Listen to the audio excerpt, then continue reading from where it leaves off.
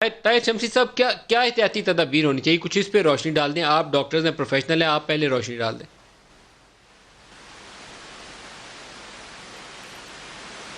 دیکھیے ابھی بھی جو بچاؤ کی صورت جو ہے وہ دو میں سے ایک راستہ، جیسے وزیر اعظم صاحب نے کہا کہ یہ کیلکولیٹڈ رسک لیا ہے کہ لوگوں کو بھوک سے مرنے سے بچانا ہے۔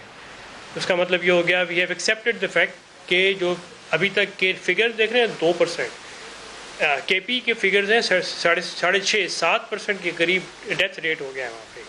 ہم ان ملکوں کو جو بہت ہی ڈیولپڈ ہیں، جنہوں نے کورونا کے کیسز جو ان لمیٹڈ ہو گئے ہیں جن کے، تو وہاں پر یہ ڈیتھ ریٹ جو ہے 10 اور 12% تک پہنچ گیا۔ اس کا مطلب یہ ہو گیا کہ we have accepted the fact کہ اگر 1 لاکھ افراد پاکستان میں متاثر ہو گئے تو we are ready to accept کہ 10,000 لوگ جو ہیں وہ کورونا سے مر جائیں گے۔ یہ کیلکولیشن ہے جو کہ غالباً یہ پریزنٹ کی گئی ہے کابینہ میں یا کہاں پہ بھی، اور اگر ہم نے لاک ڈاؤن رکھا تو اس سے زیادہ لوگ مر جائیں گے۔